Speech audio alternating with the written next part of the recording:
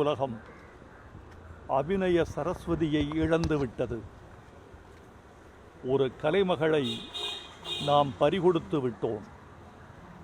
சரோஜாதேவி அவர்கள் தன் சமகாலத்தை பாதித்தது போல மிகச் சில நடிகைகள்தான் பாதித்திருப்பார்கள். பெண்களை, இளைஞர்களை, ஆண்களை அதிகமாக கவர்ந்த நடிகை என்றால் சரோஜாதேவி முன்வரிசையில் வருவார். 1958 நாடோடி மன்னனில் அவர் அறிமுகமாவதற்கு முன்பே வெறும் நடனக் கலைஞராக இருந்தார். குழு நடனக் கலைஞர்களில் ஒருவராக இருந்து நட்சத்திரமானார்.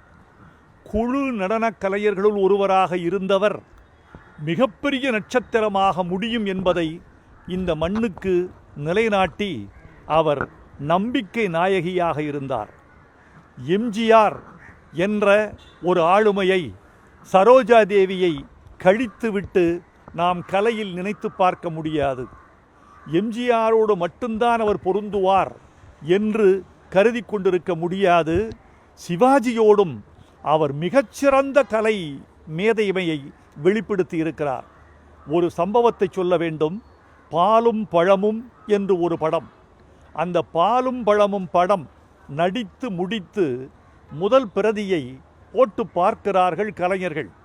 சிவாஜியும் உட்கார்ந்திருக்கிறார், பக்கத்தில் சரோஜாதேவியும் அமர்ந்திருக்கிறார்.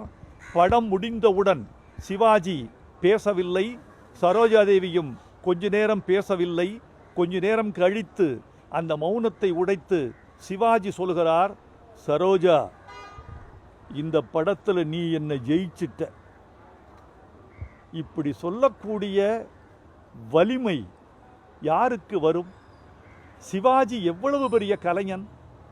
அவர் நீ என்னை ஜெயித்து விட்டாய் என்று ஒரு நடிகையை பார்த்து சொல்ல வேண்டுமென்றால் சரோஜாதேவியின் நடிப்பு அதில் எவ்வளவு உச்சமாக இருக்கும் என்று எனக்கு தெரியும், உங்களுக்கும் தெரியும். நண்பர்களே, தமிழ் சினிமாவில் அதிகமான பாடல்களை பாடிய பி. சுசிலா அவர்களின் குரல் சரோஜாதேவிக்கு பொருந்தியது மாதிரி வேறு யாருக்காவது பொருந்தியிருக்குமா என்று எனக்கு தெரியவில்லை. உன்னை ஒன்று கேட்பேன், காதல் சிறகை காற்றில் விரித்து ஆலயமணியின் ஓசையை நான் கேட்டேன். இப்படி நூற்றுக்கணக்கான பாடல்களை சொல்லலாம் சரோஜாதேவி அவர்களுக்கு. அவர் எனக்கு நல்ல தோழியாகவும் இருந்தார். அடிக்கடி நாங்கள் தொலைபேசியில் உரையாடுவோம். பழைய சந்தேகங்களை கேட்பேன், அவர் மகிழ்ச்சியோடு சொல்வார்.